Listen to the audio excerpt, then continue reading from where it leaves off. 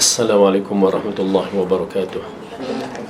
Innal hamdalillah nahmaduhu wa nasta'inuhu wa nastaghfiruh wa na'udzu billahi min shururi anfusina wa min sayyiati a'malina may yahdihillahu fala mudilla lahu wa may yudlil fala hadiya lahu.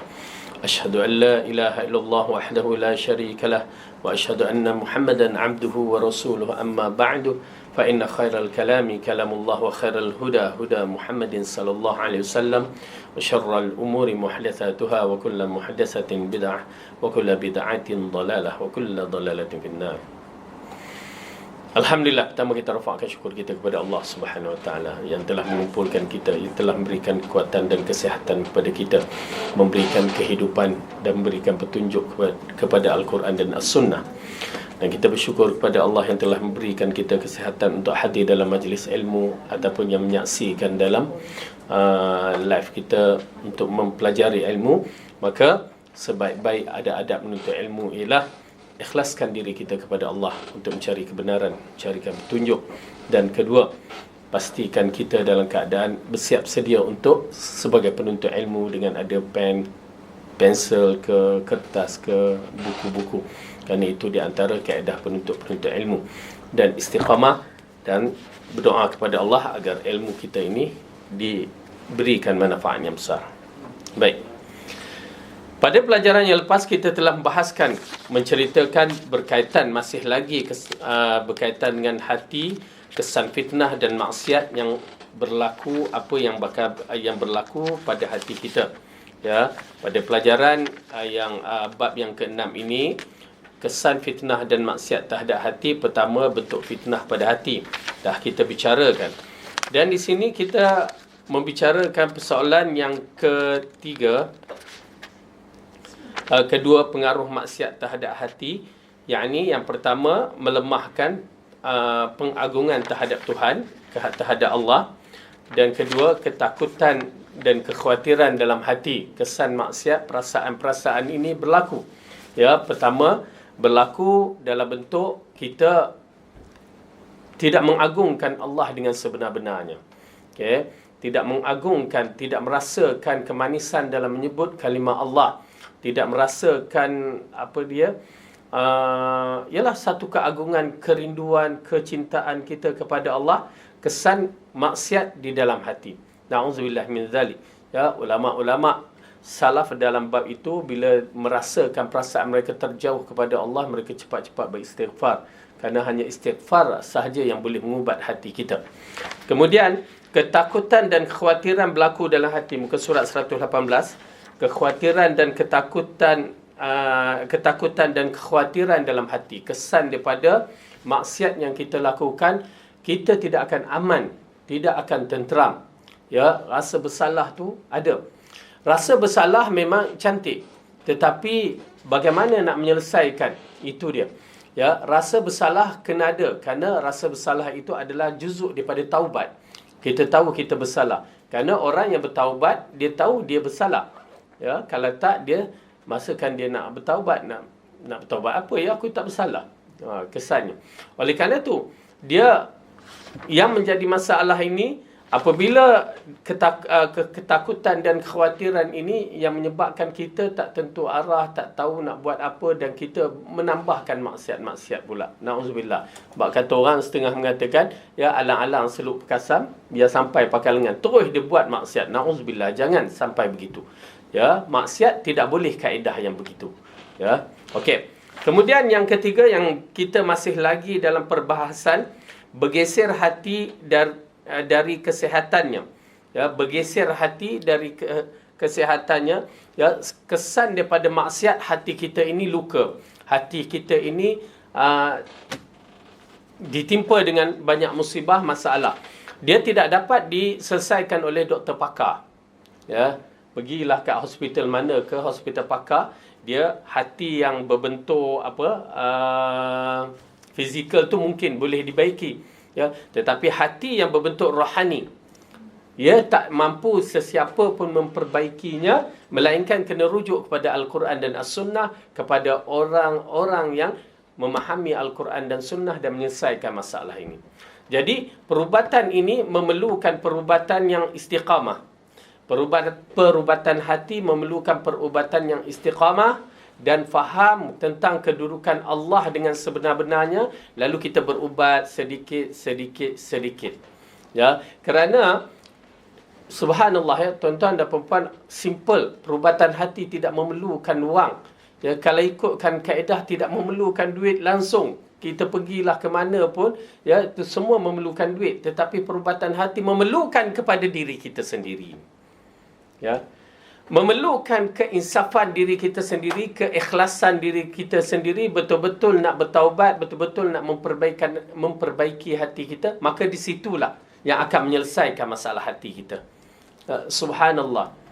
Walaupun kita duduk di rumah seorang-seorang, ya, kita mampu untuk memperbaikikan diri kita. Janji tidak ada gangguan-gangguan. Ya, maksudnya handphone tu pun gangguan juga. Baru nak bertaubat dah orang call, ngajak bersembang. Bila masa nak bertaubat? Baru nak bertaubat, buka TV, cerita best pula, Korean punya cerita. Ya, melangut, duduk 2-3 jam kat situ. Hilang. Okey, oleh kerana tu taubat memerlukan kefokusan. Bagaimana kita nak merubat yang lain, sanggup melapangkan masa kita. Takkan kita pergi ke hospital, nak jumpa doktor pakar, ya, nak kena tengok TV, nak kena buka telefon, duk sembang dengan doktor, buka telefon. Takkan jadi. Kita akan fokus dengar apa yang doktor cakap, ya. Begitulah kedudukan hati.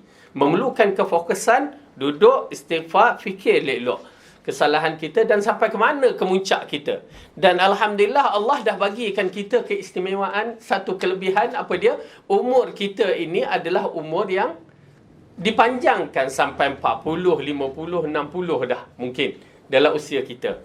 Kan? Tahu tak, usia-usia yang begini adalah usia yang seharusnya usia istighfar, bertaubat, usia yang dah tahu bahawa kita dah makin lama makin jauh perjalanan, berarti destinasi kita dah nak sampai. Ajal kita dah nak sampai.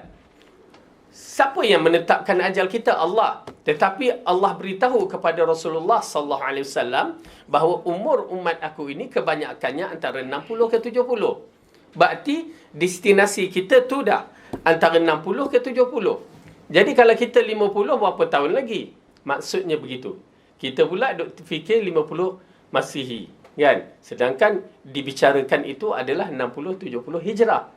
Oleh kerana itu, bila siapa yang dah sampai pada umur 60 Masihi, dia telah sampai umur kewafatan baginda sallallahu alaihi wasallam, 63 Hijrah.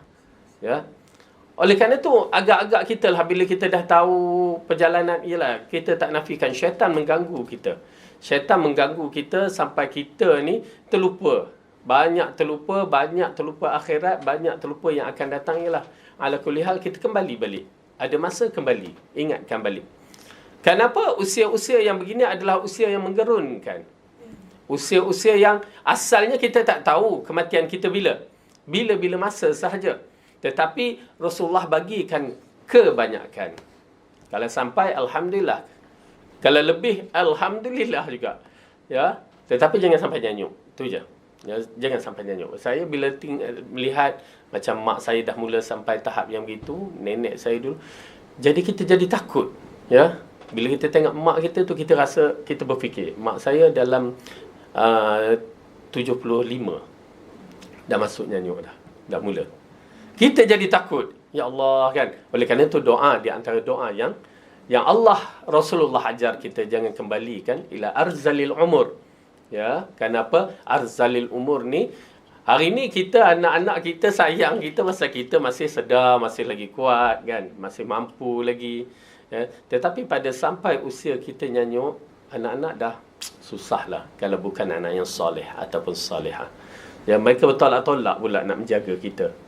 Itu pasal kaedah tu, ya, kita sanggup jaga 10 orang anak, ya, untuk hidup dari kecil sampai ke besar. Tetapi anak-anak nak menjaga kita hanya waktu nak mati saja. Bila mungkin setahun, tak sampai setahun, tak mampu. Bukan semua orang yang mampu. Oleh kerana itu, bekalan anak yang solehah itu penting. Ya, penting sangat-sangat. Baik. Jadi kita sambung balik kesan hati dan kesihatan. Jadi kesihatan ini memerlukan istighfar.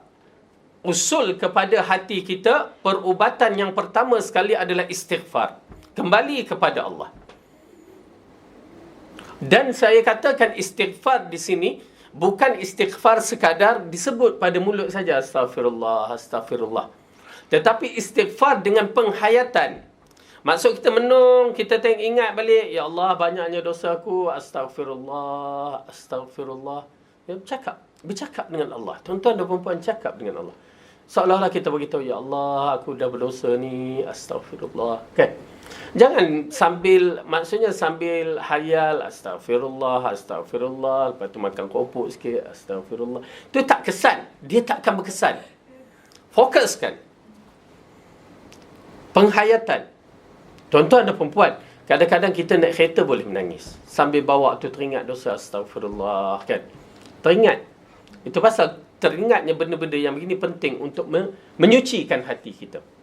Memang Allah jadikan kita banyak berdosa supaya kita merasa kemanisan taubat. Ada hikmah. Apa dia? Rasulullah kata, kullu bani Adam khata'un. Semua anak Adam melakukan kesalahan. Wa khairul khatta'in, dan sebaik-baik orang yang bersalah. Berarti orang bersalah ni ada kebaikannya, tawwabun, orang yang bertaubat. Berarti Allah nak mengangkat kita dengan kesalahan tu, dia angkat tinggi darajat. Apa juga ujian kesalahan itu, semua untuk diangkatkan kita tinggi darajat.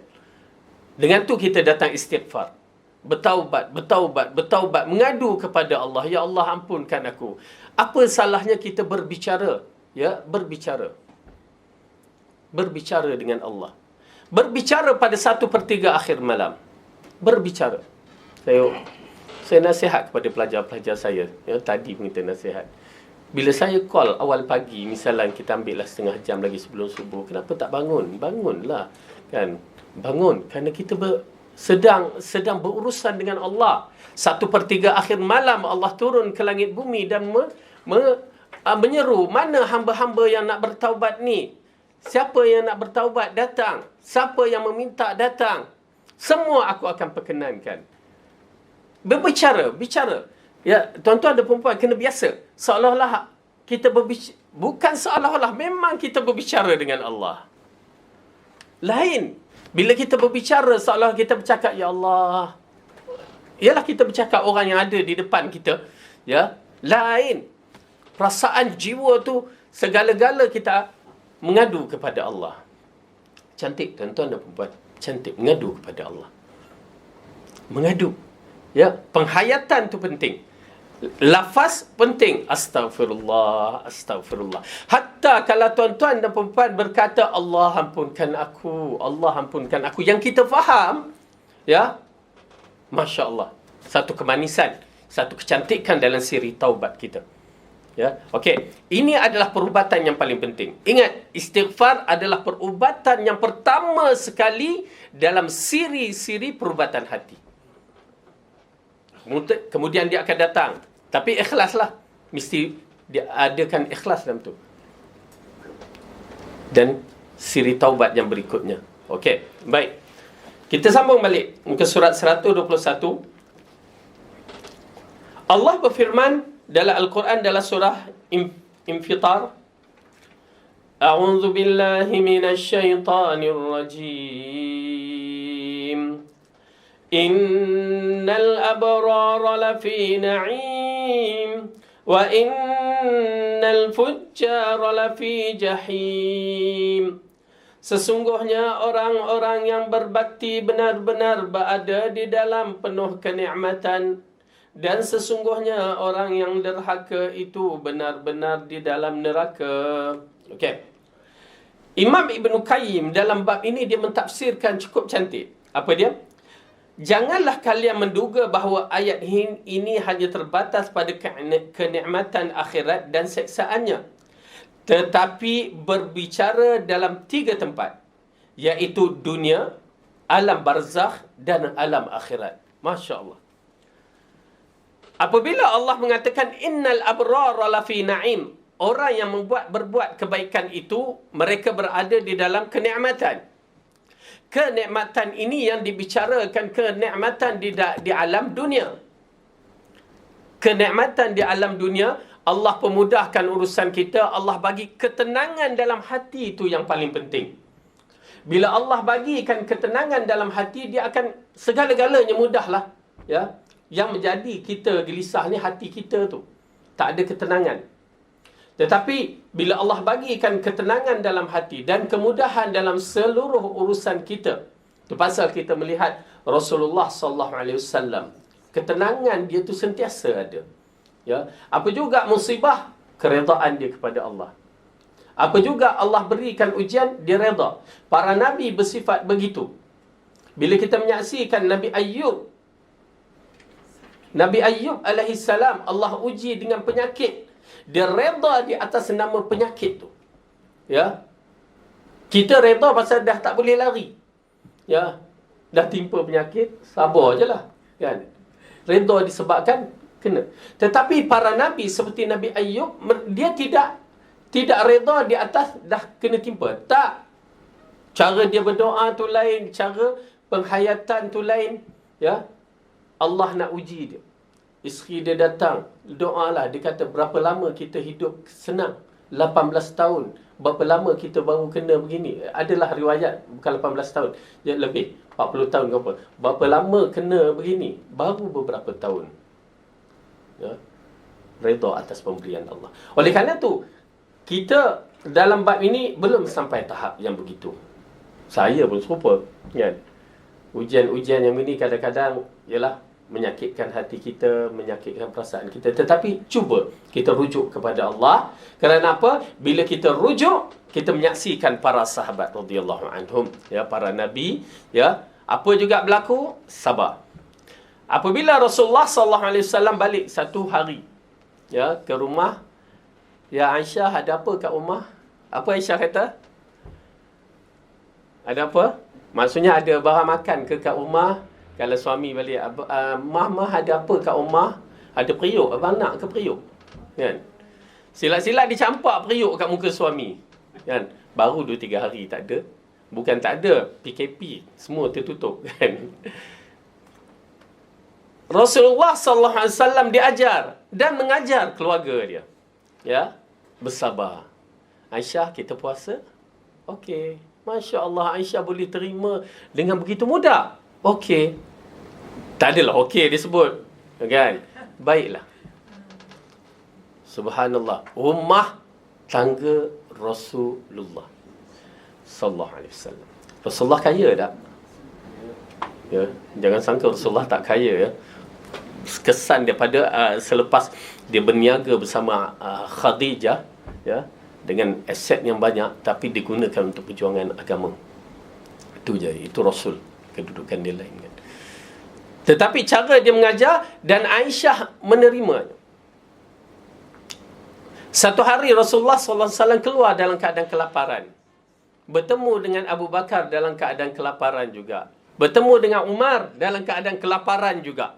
Subhanallah, tuan-tuan dan puan-puan, 3 lelaki yang agung ini, yang ketuanya Rasulullah sallallahu alaihi wasallam, Abu Bakar jutawan, Umar jutawan, tapi pada hari itu keluar dalam keadaan kelaparan. Ya, redha dengan apa yang Allah berikan. Itu dia kedudukan mereka. Ketenangan. Mereka tak berfikir tentang harta. Ya, kita masalah yang jadi tak tenang tu harta dalam diri kita. Dalam diri kita. Ya. Tu pasal kita berbagai-bagai ujian, kena scam, kena tu, kena ni, kan. Kena penyakit, habis harta kita. Okey, tetapi para sahabat radhiyallahu anhum, mereka tidak begitu. Kita kena sabarlah. Oleh kerana itu kita kena sabar banyak-banyak. Ya.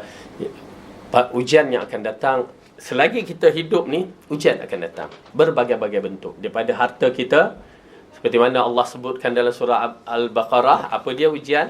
Kita tengok surah Al-Baqarah kejap, supaya kita tahu ujian yang Allah akan bagi sampailah kita mati. Ya. Sabar je lah. Okey. Dalam surah Al-Baqarah juzuk yang kedua, ayat 155.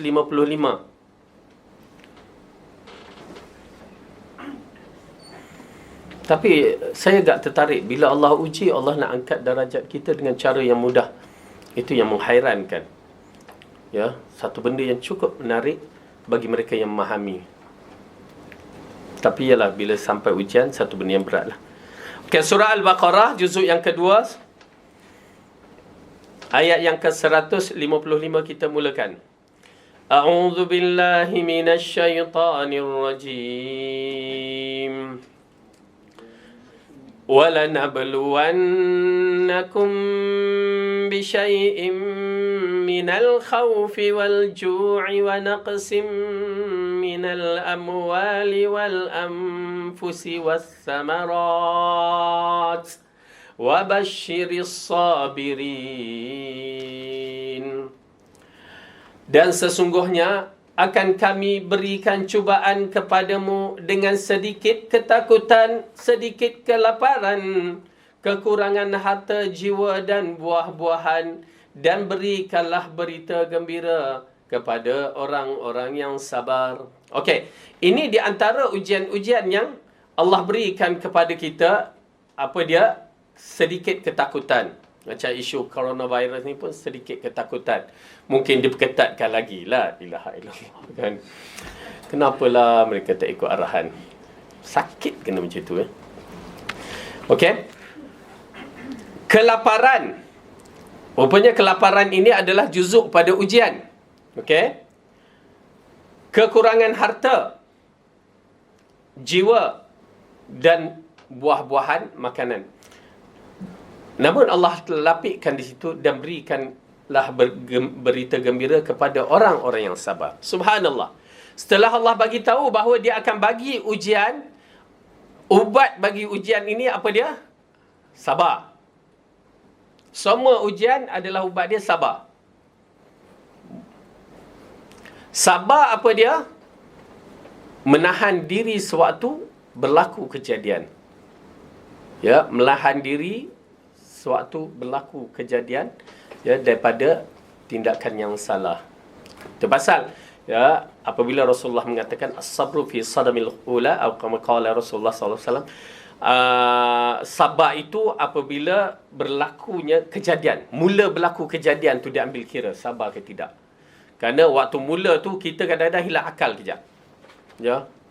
Tetapi waktu kejadian itu yang amat penting, yang menentukan kedudukan sabar ke tidak.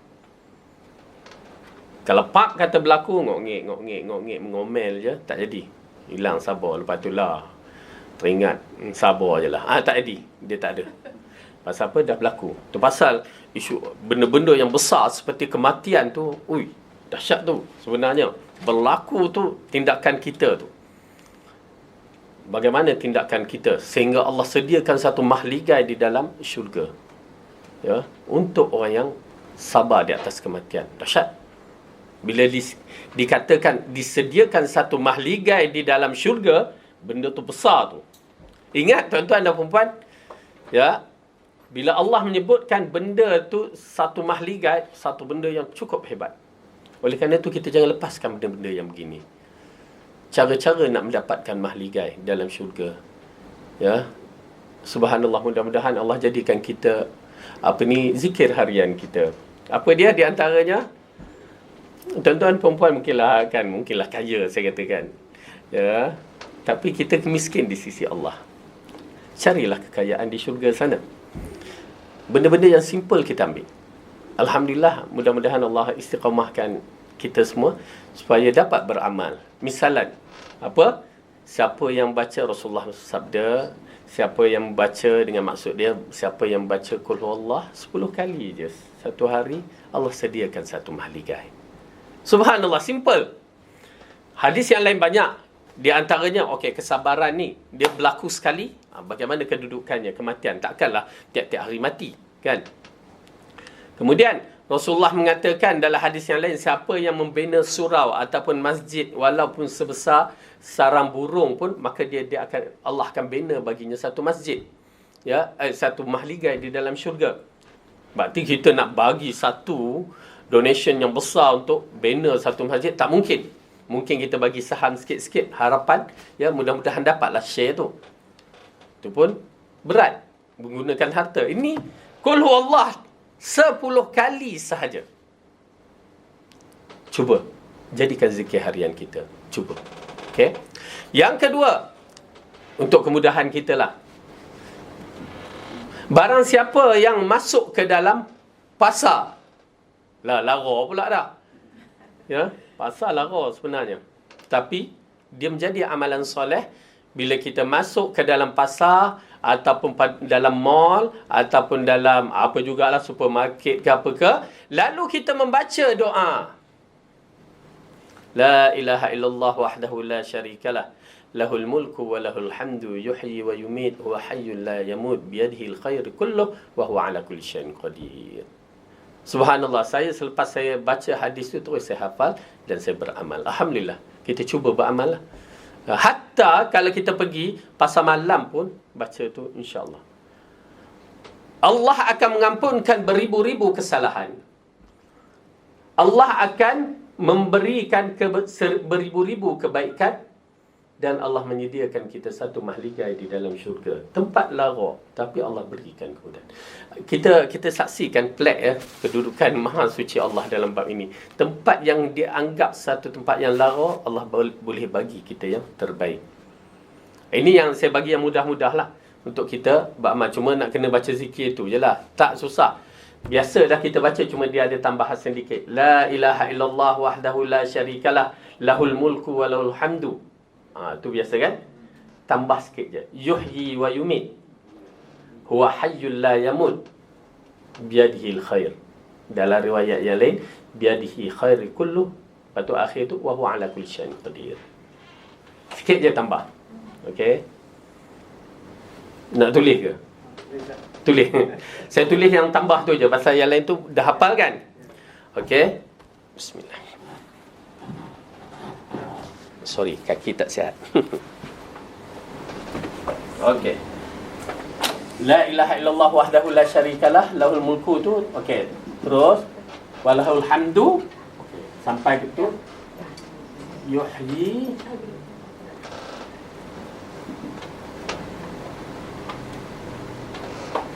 khat tak cantik.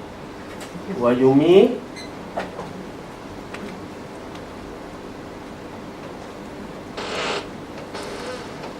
la ilaha illallah wahdahu la syarikalah lahul mulku wa lahul hamdu yuhyi wa yumiit wa hayyun la yamut wa hayyun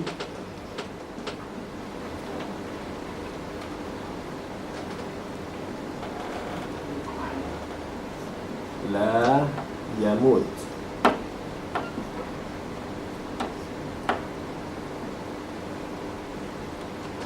La ilaha illallah wahdahu la syarikalah lahul mulku wa lahul hamdu yuhyi wa yumiit wa hayyun la yamut biyadihi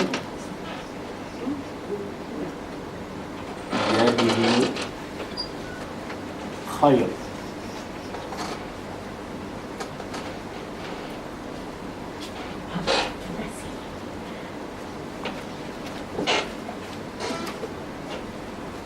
Okey. Wa huwa ala kulli syai'in qadir.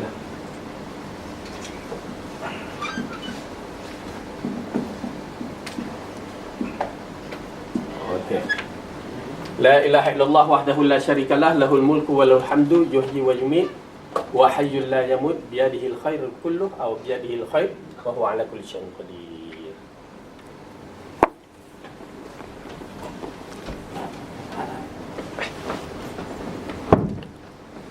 Sekali je baca masuk pasar, maka Allah akan bagikan pahala dia, diampunkan beribu-ribu kesalahan dan diberikan beribu-ribu kebaikan dan dibina baginya satu mahligai di dalam syurga.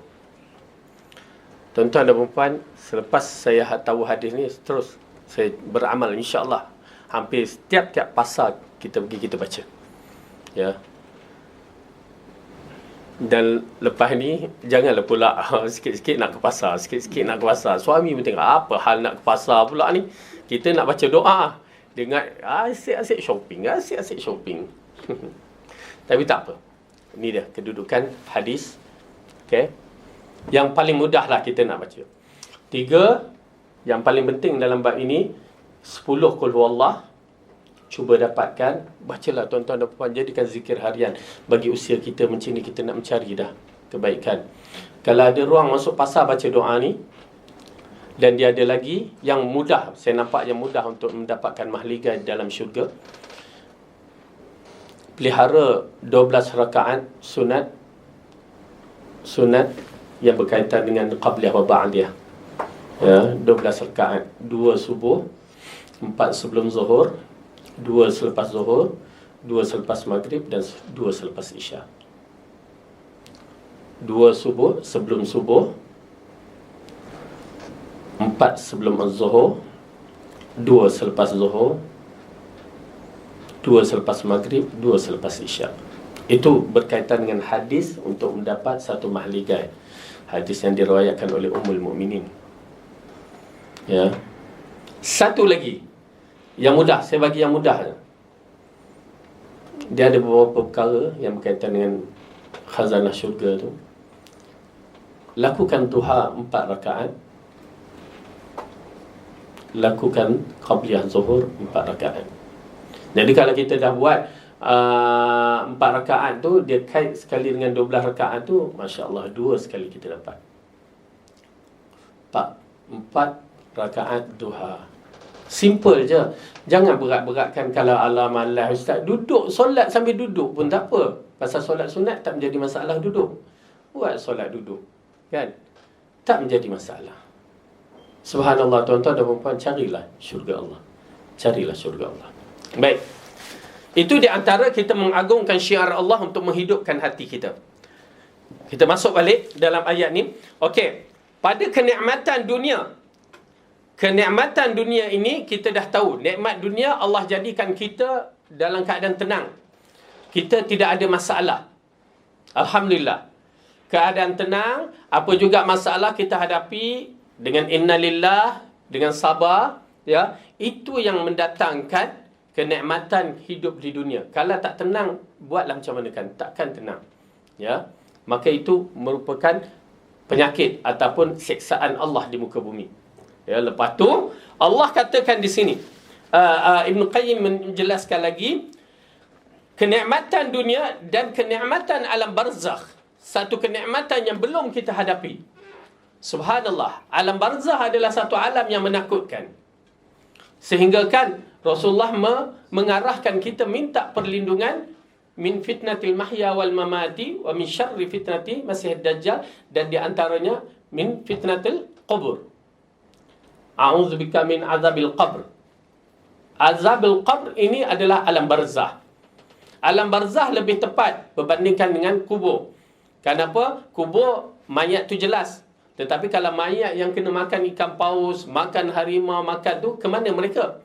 Roh mereka, itulah alam barzah. Ya, macam yang kapal terbang apa? MH berapa tu yang ya, itu dah dikategori roh mereka ke alam barzah. Dan alam barzah satu alam yang menggerunkan. Alam yang tak dapat kita bicara dengan akal fikiran kita, melainkan kita berdiri dengan dalil-dalil. Alam yang memisahkan kehidupan dunia. Yang berlaku adalah roh kita. Subhanallah, menggerunkan. Oleh kerana itu alam barzah memerlukan satu kekuatan yang mana alam ini adalah alam yang Allah berikan nikmat. Dan Allah berikan azab. Orang yang diberikan nikmat, maka kehidupan mereka tenang. Ya, kehidupan mereka seperti orang kata kehidupan alfa, ya, alam pengantin ke apa. Dia tak ada gangguan. Tak pernah dengar. Tapi nak menceritakan alam barzah ini adalah satu alam yang memisahkan kehidupan kita dunia. Jangan samakan kita alam barzah dengan alam dunia. Jangan, tak sama langsung. Seperti mana seorang itu berada dalam rahim ibu, perut ibu, tak sama dengan kehidupan kita di sini. Tak sama. Oleh kerana itu, perbuatan-perbuatan kita di dunia ni pada orang yang ada di dalam kubur tak sama. Jangan kita bawa pemikiran kita berkaitan dengan alam kubur dengan alam dunia. Maka itu yang jadi perkara-perkara na'udzubillah bid'ah dan khurafat. Alam barzah, bila Allah mengatakan mereka mendapat nikmat, bagaimana? Wallahu alam. Kata begitu saja. Melainkan Allah ceritakan seperti para syuhada. Misalan di sini. Okey, kita tengok ya. Yang Allah ceritakan kategori-kategori alam barzah ini seperti dalam surah Ali Imran. Yang diceritakan di kalangan para syuhada.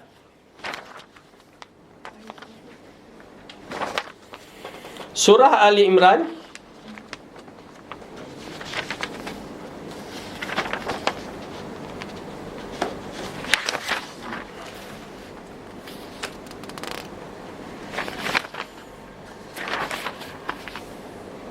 Okey.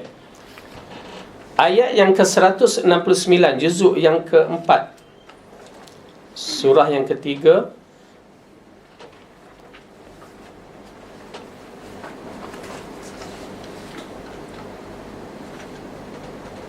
ayat 169.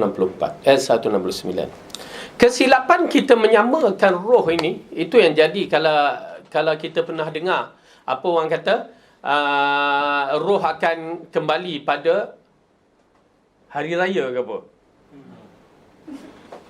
Roh kembali pada hari raya. Ini kefahaman yang datang daripada fahaman orang Hindu, orang Cina, orang kafir, orang roh akan kembali dalam bentuk yang begitu. Lepas tu roh baik duduk di satu tempat yang selesa, roh jahat kembali ke bumi jadi hantulah, apalah. Itu semua kepercayaan syirik, khurafat. Kita ada kaedah kita orang yang beriman. Tu pasal bila kita percaya hantu tu berat sebenarnya. Kita percaya tu pertama, syirik besar tu, percaya hantu lebih daripada percaya Tuhan. Kita takut pada hantu lebih daripada takut Allah. Dah satu kesalahan. Dan kita percaya hantu tu adalah jelmaan daripada roh-roh ini, satu perkara yang berdosa, kufur. Pasal roh tidak akan kembali. Dia tidak akan kembali. Dia berada di alam yang lain. Okey? Lalu kerana apa? Bila kita percaya begitu, maka perkara-perkara khurafat berlaku. Macam mana nak elakkan roh jahat datang, begini. Habis syirik. Na'udzubillah min zalik. Okey? Tetapi Allah menceritakan, kita berdiri seperti mana firman Allah dan juga hadis Rasulullah sallallahu alaihi wasallam. Okey. Ini gambaran yang diceritakan Allah tentang roh-roh orang yang mati syahid. Ayat 169. A'udzu billahi minasy syaithanir rajim. ولا تحسبن الذين قتلوا في سبيل الله أمواتا بل أحياء عند ربهم يرزقون فرحين بما آتاهم الله من فضله ويستبشرون بالذين لم يلحقوا بهم من خلفهم ألا خوف عليهم ولا هم يحزنون. Janganlah kamu mengira bahawa orang yang gugur di jalan Allah itu mati. Bahkan mereka hidup di sisi Tuhannya dengan mendapat rezeki. Okey. Mereka mati tetapi dikategorikan mati di muka bumi. Di sisi Allah mereka dinilaikan hidup di alam barzah dalam keadaan yang istimewa. Ya, subhanallah. Bila dikatakan Allah memberi rezeki, jangan dalam minda kita Allah bagi makan. Itu kita bila sebut rezeki, makannya. Silap kita tang situ. Alhamdulillah dapat rezeki makan. Dia tak nampak rezeki umur yang Allah bagi, rezeki kesihatan yang Allah bagi, rezeki anak-anak yang Allah bagi. Dia tak fikir tu. Itu semua rezeki. Dan bila kita bicara rezeki di sisi Allah, serahkan rezeki itu pada Allah. Jangan kita nak pergi tafsirkan pada benda-benda yang kita tak tahu. Okey. Yang menarik lagi, Allah mengatakan mereka dalam keadaan gembira disebabkan kurniaan Allah yang diberikannya kepada mereka. Mereka bersenang hati terhadap orang-orang yang masih tinggal di belakang yang belum menyusul mereka, bahawa tidak ada kekhawatiran terhadap mereka dan tidak pula mereka bersedih hati. Okey? Dalam ayat ni membicarakan bahawa orang-orang yang mati syahid ini, kalau boleh nak ceritakan kepada manusia, yastabshiru, dia nak menceritakan kepada orang yang sebelum, orang yang telah ditinggalkannya, bahawa jangan takut mati syahid, kedudukannya begitu nikmat. Ini dalam surah Yasin pun menceritakan. Siapa dia? Budak, seorang lelaki yang beriman kepada 3 rasul tu. Kalau dalam baca surah Yasin tu, dia mengatakan pada kaum dia, aku beriman dengan Allah yang mencipta aku dan Rasul ni. Lalu dia dipijak sampai mati. Tapi mereka tu mati syahid, mereka tak sakit sebenarnya. Ya, tak ada sakit. Saya operate kaki saya ni pun lagi sakit. Ya Allah. Semalam dressing pun menangis dia, meraung. Sakit. Okey. Tetapi dia tidak. Mereka ni tak sakit, hanya dikatakan seperti kena pisau sedikit saja, seperti kena gunting. Tengah-tengah potong bawang, aduh. Itu je. Tak sakit. Ya. Rasanya macam cucuk kencing manis tu je. Kan? Terkejut macam tu. Bagi orang yang mati syahid, itu keistimewaan mereka. Lalu apa yang dalam kisah Ashabul Yasin tu kata apa? Alangkah jika kaum aku mengetahui bima ghafara li rabbi wa ja'alani minal mukramin. Dengan apa yang Allah ampunkan aku dan jadikan aku orang yang mulia. Ini kedudukan ahli syurga. Ya, kedudukan ahli barzah, yakni mereka yang beriman, kedudukan mereka istimewa. Oleh kerana itu kita, kalau kita mati dalam keadaan beriman, lain. Kedudukan kita lain dalam keadaan kita di alam barzah, lain sangat-sangat. Cuma yang ada, yang memberikan tambahan kita, amal jariah, ilmu yang bermanfaat, ya, sedekah jariah, ilmu yang bermanfaat, dan doa anak yang soleh. Kalau kita anak yang soleh, doalah untuk mak ayah kita. Ya, walaupun kita ni dah pakat nenek, ya, saya bukan anak dah, nenek. Ya, tapi anak kepada mak kita, doa. Ya. Okey. Ini gambaran alam barzah bagi orang yang beriman. Adapun gambaran alam barzah pada orang-orang yang berdosa, buka dalam surah Ghafir. Ya, surah Ghafir adalah surah yang ke-40. Juzuk ke-24.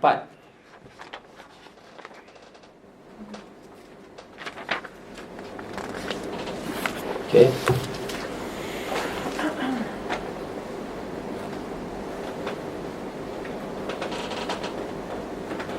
Ayat yang ke-45. Kita ambil ayat 44 dulu. Pasal kisah ini, kisah perdebatan Firaun dengan Musa, dengan Musa dan menteri dia tu, ya, menteri Firaun yang beriman tu berbicara dalam bab ini. Okey. A'udzu billahi minasy syaithanir rajim. فستذكرون ما أقول لكم وأفوض أمري إلى الله إن الله بصير بالعباد فوقاه الله سيئات ما مكروا وحاق بآل فرعون سوء العذاب النار يعرضون عليها غدوا وعشيا ويوم تقوم الساعة أدخلوا آل فرعون أشد العذاب. Maka Allah memelihara dari kejahatan tipu daya 44. Dan kamu akan ingat kepada apa yang kukatakan kepada kamu, dan aku menyerahkan urusanku kepada Allah. Sesungguhnya Allah Maha melihat akan hamba-hambanya. Ini menteri itu berbicara. Ya, dia bagi tahu Firaun tentang apa yang dia punya pendapat. Maka Allah memeliharanya dari kejahatan tipu daya mereka, dan Firaun serta kaumnya dikepung oleh azab yang amat buruk. Kepada mereka, ini alam barzah dia. Kepada mereka dinampakkan neraka pagi dan petang, dan pada hari terjadinya kiamat dikatakan kepada para malaikat, masuklah Firaun dan kaumnya ke dalam azab yang sangat keras. Nampak tak? Firaun, walaupun kita kalau pergi kat Museum Mesir tu, kita nampak mayat Firaun tu, alahai, ya, kurus kecil, ya. Tetapi tak ada apa-apa. Sebenarnya dia diazab. Oleh kerana tu kita bila bicara alam barzah ni lain, kan? Mana tak nampak api pun, siapa suruh kita bicara begitu? Beriman, Allah kata dikenakan azab neraka pagi dan petang. Walaupun dia dalam museum tu nampak tak ada apa-apa. Kerana azab itu pada rohnya, bukan pada jasadnya. Ya, jasad itu Allah sebutkan sebagai ayat tanda apa yang Allah katakan itu benar. Nampak tak? Jadi roh dia yang diseksa. Roh kita ni nanti akan diseksa ke akan atau diberi nikmat. La ilaha illallah. Satu benda yang unik yang Allah jadikan, yang sukar kita fahami, hanya boleh beriman sahaja. Jadi ini dia alam barzah. Alam barzah sama ada kita dalam keadaan nikmat ataupun dalam keadaan seksa. Oleh kerana tu Saidina Uthman radhiyallahu anhu, apabila dia berjalan di kubur, ya, dia menangis sampai orang kata, "Ya Uthman, ya Amirul Mukminin, kenapa menangis begitu dahsyat sekali?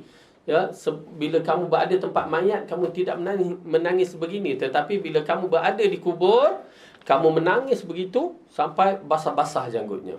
Lalu dia mengatakan, "Aku teringat hadis Rasulullah sallallahu alaihi wasallam." Apa Rasulullah kata? Bahawa kubur adalah lubang di antara lubang syurga ataupun lubang neraka. Kalau dinampakkan kita neraka pada waktu itu, maka kita adalah di kalangan ahli neraka. Kalau dinampakkan syurga, maka kita di kalangan ahli syurga. Tuan-tuan dan puan-puan, dah baca doa hari ini? Pada pelajaran lepas, minggu lepas, kita katakan apa?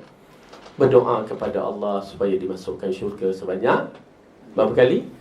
3 kali. Jadikan dia wirid harian. Subhanallah, saya jadikan dia beberapa amalan yang selain daripada zikir pagi dan petang, saya jadikan itu sebagai wirid harian. Kita nak, ya, saya minta Allahumma adkhilni jannata firdausil a'la. Allah 3 kali je, bukan banyak pun. Tak boleh bahasa Arab, ya Allah masukkanlah aku syurga firdaus. Okey. Tahulah betul. Ustaz punya pendapat tak kalau kita duk baca surah Al-Mulk tu, betul tak? Ya, dia bukan pendapat, memang ada hadis berkaitan dengan surah Al-Mulk. Dia akan mengelakkan azab kubur. Memang ada hadis. Bacalah. Itu pun boleh. Ya, dibacakan sebelum tidur. Kalau baca pagi-pagi boleh juga, asalkan baca.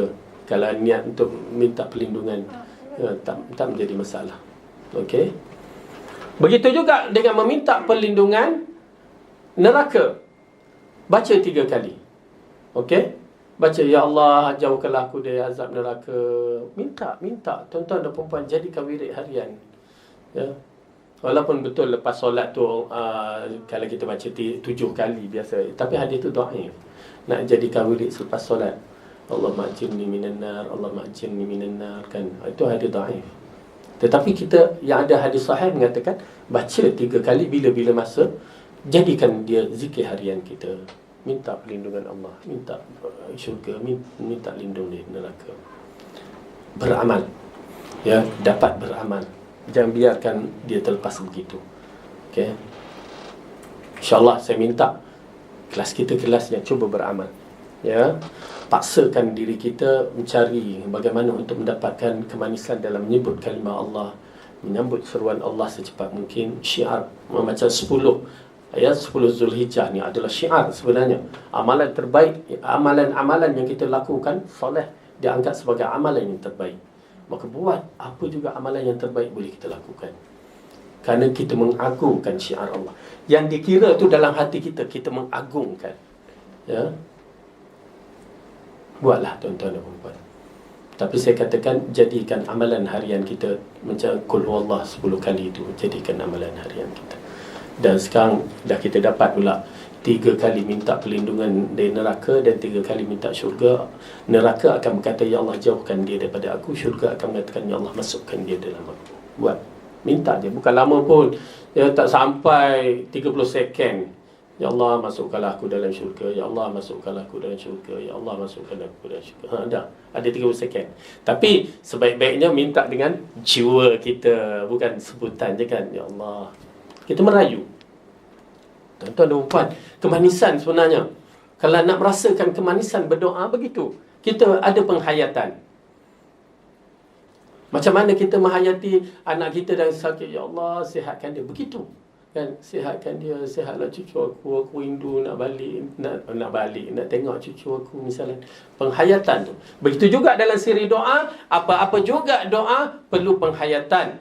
Insya-Allah kemanisan, nak dapatkan kemanisan. Hari-hari kita ni tuan-tuan dan perempuan, dah kita ni dah menuju ke hari tua, takkan masih lagi tak dapat kemanisan. Ya, cuba kita dapatkan kemanisan dalam siri berdoa dan berzikir. Dah, alhamdulillah, dah hafal banyak zikir, dah hafal banyak doa. Kemanisan itu yang kita nak. Kenapa? Cara munajat kita dengan Allah itu diambil kira untuk mendapatkan kemanisan. Itu yang saya katakan, seolah-olah kita berdepan, mengadu, bercakap yang keluar daripada hati. Di situ kemanisan dia. Baik, kita sambung lagi. Baik. Dan di alam akhirat, maka alam barzah tadi kita dah tahu, dan alam akhirat satu perjalanan yang menggerunkan, yang akan menentukan kita sama ada kita kekal dalam syurga ataupun kekal dalam neraka. Nauzubillah min zalik. Orang yang berbakti berada dalam kenikmatan, dan orang yang derhaka pasti di dalam neraka. Confirm. Ya. Tidaklah kenikmatan yang sebenar itu melainkan kenikmatan hati, dan tidaklah penderitaan yang sebenarnya melainkan penderitaan hati. Itu dia usul yang diberikan oleh Ibn Qayyim Al-Jauziyah. Kenikmatan itu datang daripada hati, dan penderitaan itu datang daripada hati. Oh, berat tu. Jadi kita berusahalah baikkan hati kita. Dia baikkan. Paksa. Kena paksa. Tidak ada seksa yang lebih dahsyat daripada rasa takut, kesusahan dan kesedihan dada yang sempit berpaling dari Allah dan rumah akhirat, bergantung kepada selain Allah, dan putus hubungan dari Allah dengan setiap jalan yang bercabang. Setiap sesuatu selain Allah merupakan tempat dia bergantung dan mencintai, maka hal ini akan mengiringnya kepada siksaan yang pedih. Setiap orang yang mencinta sesuatu selain Allah, maka Allah menyisanya 3 kali di dunia ini. Okey? Jadi dalam bab ini Ibn Qayyim Al-Jauziyah menceritakan bahawa bila hati bermasalah, ya, segala-galanya akan timbul masalah. Ya, siksaan dalam diri kita ini terlalu berat. Bila siksaan yang terlalu berat ini, maka dia akan membawa kita ke dalam neraka. Okay? Siksaan hati. Ya, subhanallah. Hati bila terseksa, segala-galanya terseksa. Walaupun kita duduk dalam gedung emas, ya, terseksa. Okey. Orang tersebut yang disebutkan Allah menyeksanya 3 kali di dunia. Yang pertama, orang tersebut diseksa Allah sebelum mendapatkan sesuatu tersebut sampai ia mendapatkannya. Nak dapat dah satu bab, ya, terseksanya, susahnya aku nak dapat benda tu. Pasal apa? Pasal kita nak sangat dalam perkara tersebut. Memang bila kita nak, kita akan usaha, betul tak? Tetapi kalau urusan dunia kita usaha, biasanya dia akan lari. Kita kejar. Tak dapat. Itu urusan dunia biasanya. Ada yang dapat, ada yang tak dapat, tapi kebanyakannya tak dapat. Ya. Terseksa. Kalau dapat dalam keadaan terseksa. Tak boleh tidur malam fikir, ya Allah, aku nak dapatkan projek tu, projek ni. Bukan tak boleh, boleh. Tetapi kita meletakkan terlampau sangat. Kenapa tidak istikharah? Lepas tu kita berusaha dan serah kepada Allah. Di situ ketenangan. Istikharah, ketenangan. Tak mana ketenangan? Ya, tang hadis tu. Hadis tu Rasulullah kata apa? Allah takkan sia-siakan. Sama ada dia bagi ataupun tak bagi. Maksudnya kalau tak bagi itu, itulah hikmah dia. Ada hikmah tu. Kalau dia bagi, itulah hikmah dia. Ada hikmah. Jadi dua-dua kita kena terima. Tapi masalah kita bila tak dapat tu, mula kita nak menyalahkan istikharah. Ada seorang, maaf kata makcik itu, ya, saya suruh kata, kita istikharah lah. Dia termenung sekejap. Pasal dia nak benda tu. Dia takut bila dia istikharah, tiba-tiba jawapannya tak boleh. Kan? Dia takut tu. La ilaha illallah. Dia tak siqah kepada Allah. Kenapa tak siqah kepada Allah? Siqahlah, percayalah kepada Allah. Tu dia. Senang je. Itu kelebihan istikharah. Dan bila berlaku, kena sentiasa berlapang dada bahawa ada hikmah yang terkandung. Ini bila dia kaedah dia macam seorang tu, Allah terlepas kapal terbang. Kan? Mula nak meratap apa. Dia tak tahu ada hikmah. Dalam kisah yang kita baca dalam surah Al-Baqarah, orang tu kata bersyukur dia terlepas kapal terbang. Kenapa kapal terbang tu terhempas? Itu hikmah dia. Hikmah kita tidak akan faham pada kejadian awal kejadian. Dia akan berlaku. Hikmah ada selepas tu. Oleh kerana tu, apa yang Allah berikan kepada kita ni ada hikmah. Ya, alhamdulillah kita bukan orang Arab, betul tak? Tak boleh cakap bahasa Arab. Tapi berusaha untuk mendapat bahasa Arab untuk memahami Al-Quran. Ada hikmah Allah berikan kita bukan orang Arab, orang Jawa ke apa ke, tapi kita berusaha untuk menjadi orang yang memahami Quran. Berbandingkan Abu Talib, Abu Jahal, Abu Lahab, Arab pure. Ya, Arab, bahasa Arab tu dah bahasa dia, tapi tak boleh mengucap, tak nak mengucap. Na'udzubillah. Duduk di tanah haram, duduk di tanah haram, duduk dekat Masjidil Haram, duduk dekat Kaabah. Silap-silap masuk Kaabah dah berapa kali dah, beratus kali. Minum air Zam-Zam sampai kembung-kembung, tapi tak ada petunjuk. La ilaha illallah. Alhamdulillah. Oleh kerana itu hikmah tu, ya. Tuan-tuan dan puan-puan, berdoa supaya dapat masuk syurga Firdaus, supaya kita bersama dengan orang-orang Arab ni, yang mereka boleh bahasa Arab, kita tak boleh, tapi kita boleh duduk syurga Firdaus. Yang paling menarik, kita bersama Rasulullah sallallahu alaihi wasallam. Amin ya rabbal alamin. Baik. Yang kedua, ketika mendapatkannya, maka ia diseksa ketika mendapatkannya dengan seksa berupa rasa takut dari kehilangan dan kerosakan suatu tersebut, serta diseksa dengan rasa penasaran, rasa sakit dan lain sebagainya. Dah dapat jadi isu pula. Ya, dapat kereta besar, alamak, susahlah pula. Nak kena jaganya, maintenance tinggi, ya, tercala sikit dah pening. Nampak? Bila dah dapat, lain pula. Ya Allah, dapat isteri comel, ya? Syekh, tak kahwin lagi? Okey. Nak kena jaga tu, maintenance kena tinggi, apa lagi?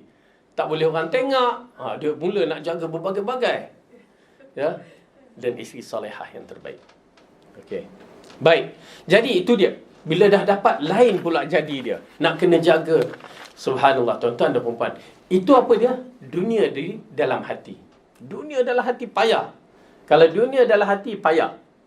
Itu pasal bila berlaku sikit je masalah, mula kita marah. Anak kita marah.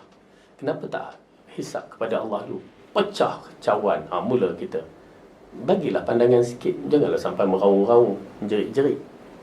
Ya? Itu kaedah dia. Untuk menunjukkan dunia, ialah benda ni akan berlaku. Pecah, apa semua hilang. Okey, sabar.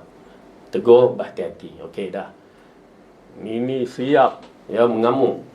Maksudnya, dunia masih lagi dalam hati kita. Okey. Kemudian yang ketiga, jika suatu tersebut hilang, maka seksanya baginya terasa lebih pedih. Hilang. Ya. Hilang, maka seksaannya terasa pedih. Ya, kita jaga, kita dah dapat, tiba-tiba hilang. Na'udzubillah min zalik. Tapi inilah ujian bila hati kita bermasalah. Itu yang jadi macam cerita apa? Cerita ibu mertuaku, kan? Hilang sampai menangis, buta mata. Ya. Buta mata. Itu ceritalah, kan? Cerita P. Ramlee tu. Nak menceritakan sampai tahap yang begitu, cinta dia kepada dunia, tengok-tengok si perempuan tu khianati dia. Yalah, tak salah mak mentua dia dalam kisah tu, kan. Cuma nak menceritakan begitu. Bila hilang kereta. Ui, kalau dia sayang kereta tu, ya, hilang. Seorang sahabat tu, dia kereta kena curi. Dah putus asa. Dia yang syoknya putus asa tu. Aku sedekahkanlah. Ya, niat sedekah kereta tu dah hilang. Itu pasal sedekah dia ada kategori. Ya, kategori. Sedekah kalau dia bagi kereta tu sebelum hilang, pahala tu lipat-lipat ganda besar. Tetapi bila dah hilang dia niat sedekah tu, agak-agak kategori macam mana tu? Tak apa lagi. Yang syoknya lepas 2 minggu polis jumpa. Hilang niat sedekah. Ambil balik, kan. Okey, jadi itu dia. Kedudukan yang berbeza. Oleh kerana tu hati yang sakit dia begitu kedudukannya. Sebelum dapat, dah dapat, lepas tu hilang. Oleh kerana tu cinta kerana Allah kena ada. Tuan-tuan dan perempuan, cinta kerana Allah kena ada. Kita memiliki kerana Allah, kita ada kereta untuk apa? Kegunaan kita, ya, kerana Allah. Maksudnya kita guna untuk amalan-amalan soleh. Pup, hilang. Bersabar. Ya, buatlah apa yang perlu dibuat, begitu insurans apa tu semua tu penting. Tetapi dulu kata kesabaran. Doa kepada Allah, kembalikan. Itu kaedah yang penting. Kerana apa? Kerana Allah akan uji dan uji dan uji untuk mengangkat darjat kita dengan kesabaran. Ya, kalau sampai hilang kita jadi putus asa, jadi tak tentu arah, itu adalah masalah hati kita bermasalah besar. Nauzubillah min dzalik. Inilah seksa yang diberikan di dunia. Sedangkan di alam barzah akan mendapat seksa yang berupa sakit kerana perpisahan tidak mungkin diharapkan kembalinya. Tuan-tuan dan puan-puan, nauzubillah, ya, bila baca dalam bab yang ini menggerunkan. Bila disebut alam barzah memang menggerunkan. Kerana apa? Kerana bila seorang tu mati, ya, saya beriman dengan hadis ni, bila kita ni mati, ya, seorang yang beriman tu mati, roh tu nak minta dipercepatkan masukkan jasad dia ke dalam kubur. Ya, cepatkan aku. Tetapi bagi orang yang berdosa, dia mengatakan apa? Ke mana kamu nak bawa aku? Kan? Jadi dia takut. Bayangkan di dunia ni dah takut, masuk alam barzah lagi, ada perasaan yang begitu. Tapi roh, dalam bentuk roh, ya, Rasulullah mengatakan dia merasa takut. Itu yang sampai yang saya terbaca dalam satu hadis tu, Rasulullah mengatakan jika mayat ini dapat hidup kembali ke dunia, maka solat 2 rakaat itu lebih baik daripada dunia seisinya. 2 rakaat yang ringan itu lebih baik daripada dunia seisinya. Tapi tak boleh. Hadis ini mencuit perasaan saya, kan, untuk apa? Untuk beramal dengan amalan-amalan solat sunat. 2 rakaat yang ringan. Macam mana yang ringan tu? Tuan-tuan dan perempuan, ringan. Duduk atas kerusi pun buat 2 rakaat, dikira itulah yang paling ringan. Ya, 2 rakaat yang ringan lebih baik pada dunia dan seisinya. Subhanallah. Itu orang yang di alam barzah. Sampai saya bicarakan diri saya, ya Fadil, takkan aku dah masuk alam barzah baru bercita-cita seperti ini. Alhamdulillah, itu semua petunjuk yang menyebabkan kita berusaha untuk menambahkan siri amalan kita. Baik. Sesungguhnya, juga mendapat rasa sakit sebab kehilangan nikmat yang besar, sebab sibuk dalam hal yang sebaliknya. Dia merasa seksa berupa sakit kerana terhalang. Allah juga seksa berupa sakit mana dia? Seksa berupa rasa sakit kerana rasa penyesalan menyayat hati tanpa pernah terputus. Sesungguhnya kesusahan, kedukaan, penyesalan dan kesedihan terus bermain dalam jiwa mereka, menyeksa bagaikan cacing dan virus dalam tubuh mereka. Bahkan hal ini terus berlanjut mengganggu jiwa mereka sampai Allah mengembalikan roh-roh pada jasad mereka, dan seketika itu seksa Allah berganti dengan seksa yang lebih buruk dan menyakitkan. Ala kulli hal, menceritakan kedudukan orang yang disakitkan hatinya, ya, dalam keadaan susah dunia dan akhirat, dunia dan alam barzah. Maka bandingkan dengan kenikmatan bagi orang-orang yang hatinya selalu menari-nari kerana senang. Ini istilah digunakan. Bahagia, ramah terhadap Tuhannya, merindunya, merasa puas dan mencintainya, dan senantiasa selalu mengingatinya. Hingga ada dari mereka berkata saat dia menjelang ajalnya, alangkah bahagianya penduduk syurga. Ini satu kalimah yang menarik. Ya, bila seorang tu dah merindui Allah, amalan dia ikhlas kepada Allah dan amalan dia betul-betul mengharapkan keredaan Allah, di sana ada satu perasaan dalam jiwa mereka. Merindu untuk bertemu dengan Allah. Rasulullah SAW, para nabi semua sebelum mati, apa yang diberikan pilihan kepada mereka? Nak hidup lagi ke nak mati? Ya, dibagikan pilihan. Kita tak ada pilihan. Nak hidup tak boleh hidup. Nak mati, sampai aja mati. Para nabi diberikan pilihan nak hidup lagi ke nak mati. Dan mereka pilih mati. Ila rafi'ul a'la. Ya, Rasulullah kata, kepada Tuhan yang maha tinggi. Ucapan yang terakhir yang diucapkan untuk bertemu dengan Allah. Ya. Musa diberikan pilihan, lalu Musa kata, lepas tu mati, aku memilih mati. Ya, subhanallah. Kerana apa? Jiwa mereka merindui Allah. Oleh kerana itu jiwa-jiwa yang merindui Allah, ya, ada kategori-kategorinya. Ada yang merindui Allah dalam keadaan takut. Aku takut untuk bertemu dengan Allah, dosa aku yang banyak. Subhanallah. Kalau itu perasaan dia waktu nak mati, cukup cantik. Ada yang mati, aku merindui Allah, aku mengharap rahmat Allah. Cantik. Itu semua jiwa-jiwa yang cantik kita nampak. Tetapi kalau tengok keadaan lah, tapi kalau dia resah, takut dengan dosa tu cukup cantik, menunjukkan orang tu betul-betul ikhlas mengharapkan keampunan Allah. Oleh kerana tu, siapa yang pernah dengar cerita Hajjaj Yusuf Al-Thaqafi? Kita pernah cerita kan? Hajjaj Yusuf Al-Thaqafi ni berlaku pada zaman tabi'in. Ya, sahabat masih hidup, tabi'in. Dia adalah gubernur di Kufah. Dia membunuh orang, bunuh. Dalam siri kisah dia ni, dia membunuh tanpa sebab yang munasabah kadang-kadang. Curi pembunuh. Orang curi potong tangan, dia curi potong tekuk. Ya, terkenal. Dia mengalirkan darah. Safah. Namun ada kebaikan dia. Jangan lupa kebaikan dia. Walaupun dia dikatakan zalim, dia ada kebaikan dia. Seperti terbukanya benua apa ya? Bahagian Hindi tu. Hindi, Afghanistan, Uzbekistan, apa lagi, Turkistan, kecuali Kelantan lah. Okay? Semua tu adalah kesan daripada dia. Itu pula jasa dia. Dan dia menukarkan umlah duit emas tu, ya, dan sistem perancangan tentera kerajaan Bani Umayyah. Itu kebaikan dia. Namun dalam kisah dia, dia membunuh tu dahsyat. Sehingga dikatakan lebih kurang 40,000 manusia dibunuh tanpa sebab. Lelaki dan perempuan. Dahsyat tu. Tetapi orang menyampaikan kepada Ibnu Abbas sebelum dia mati, dia mengatakan, "Ya Allah, aku tahu bahawa orang mengatakan aku zalim, aku tidak akan diampunkan dosaku." Ya, dia cakap macam tu. Pasal bunuh kan? Bukan satu kabair, beribu kabair. Namun aku mengetahui engkau maha pengampun, maha pemberi rahmat. Aku mengharapkan pengampunanmu.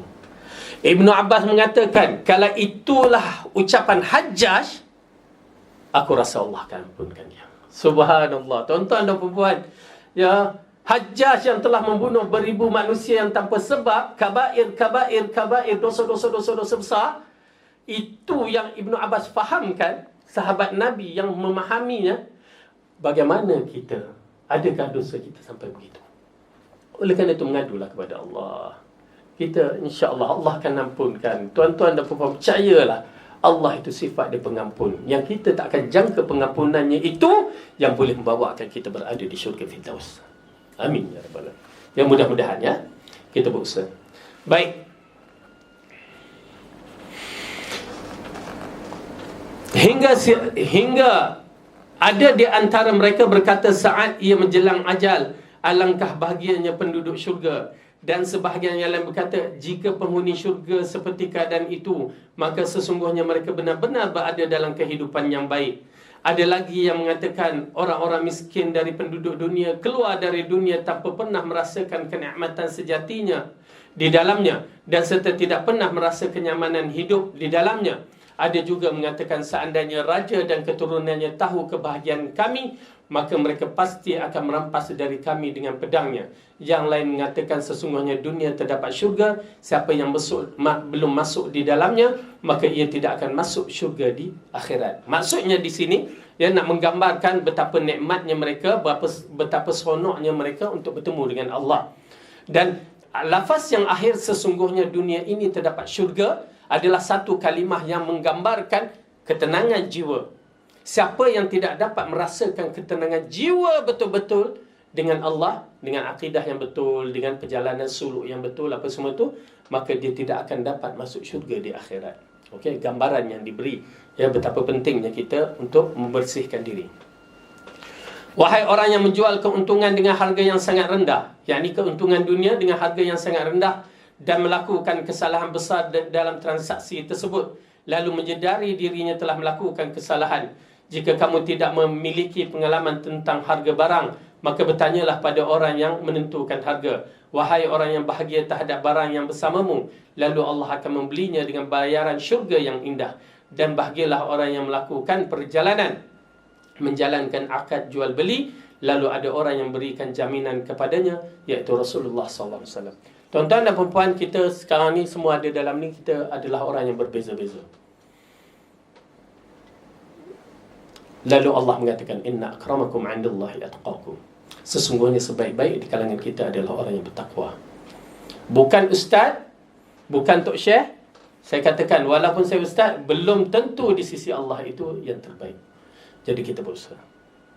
Ya, kita berusaha untuk menjadi orang yang terbaik. Bahkan bukan sekadar kita mengatakan hatta orang yang di bawah sana bertani, orang yang mengangkat sampah, semua itu akan mendapati ya diri mereka di sisi Allah tinggi jika mereka bertakwa. Jadi kita yang belajar ni berusaha untuk jadi orang yang bertakwa. Ya, untuk mendapatkan yang terbaik ini. Baik. Yang keempat, butanya mata hati. Ini di antara penyakit yang paling besar. Kesan daripada maksiat, mata hati buta. Ya. Mata cerah, mata terang, tetapi hati jadi buta, menyebabkan mata kita pun jadi buta. Na'udzubillah min zalik. Takut. Termasuk dalam kesan dari maksiat adalah mata hati yang mengalami kebutaan. Cahayanya padam, jalan mencari ilmu tertutup dan terhalangi untuk mendapat hidayah. Na'udzubillah min zalik. Ya, bila kita dapat benda-benda yang begini, kita sebut minta lindung dengan Allah. Okey. Imam Malik pernah berkata kepada Imam Asy-Syafi'i rahimahullah ketika melihat tanda yang terkumpul dalam diri Imam Asy-Syafi'i. Imam Syafi'i imam yang agung. Ya, bagi penduduk Malaysia, imam mazhab dia kita, ya, yang mana kita mengagung imam ini, ya, kenapa imam ini berada di atas manhaj yang betul. Okey. Dan kita ikut yang mana betul. Saya melihat Allah telah meletakkan cahaya di dalam hatimu, maka janganlah kamu padam dengan kegelapan maksiat. Okey, ini di antara ucap Imam Malik rahimahullah berkaitan dengan Imam Syafi'i. Dia tengok budak ni muda, tetapi ilmunya mantap. Kenapa? Ya, dikatakan bahawa Imam Asy-Syafi'i rahimahullah, ya, sewaktu itu pergi menuntut ilmu. Dia datang daripada Baghdad dan datang ke Madinah semata-mata nak menuntut ilmu hadis dengan Imam Malik radhiyallahu rahimahullah. Ya. Dalam usia berapa tahun? 16 tahun. Dikatakan begitu. 16 tahun anak kita pacak motor, pacak basikal lagi.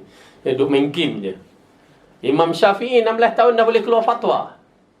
Ya, imam-imam yang besar, Imam Syafi'i, Imam Ibn Taymiyah, Ibn Qayyim, Imam An-Nawawi, semua dalam usia yang muda telah boleh mengeluarkan fatwa. Ya, okey, tapi mereka masya-Allah. Imam Syafi'i ni dia pergi nak belajar dengan Imam Malik. Peringkat awal umur 16 tahun. Orang lain semua masyayikh, maksudnya dah 30, 40 yang menuntut. Imam Syafi'i nak pergi menuntut. Imam Malik tengok agak tak berapa, maksudnya muda sangat. Ya, muda sangat. Tapi masya-Allah. Apa dia buat? Imam Syafi'i menghafal kitab Muwatta Imam Malik 2 jilid besar ni. Hafal kitab Muwatta Imam Malik, kitab hadis Imam Malik. Dia datang, ya Imam, saya nak belajar apa semua. Mula-mula Imam Malik agak tak berapa berat sangat. Tetapi selepas dia kata, ya Imam, saya nak belajar dengan Imam, saya menghafal kitab Muwatta. Terkejut Imam Malik. Kamu menghafal? Baca. Subhanallah, habis. Nampak tak Imam Syafi'i? Dahsyat, tuan-tuan dan puan. Ya, saya rasa hadis ni dah hafal dah. Rasa belum lagi kan? Harap minggu depan hafal ya. Imam pada umur 10 tahun hafiz Quran. Lepas tu hafiz hadis, ya. Dan Imam Malik, Imam Syafi'i di antara imam yang menghafal hadis juga. Ya, tapi dia bukan bidang hadis lah.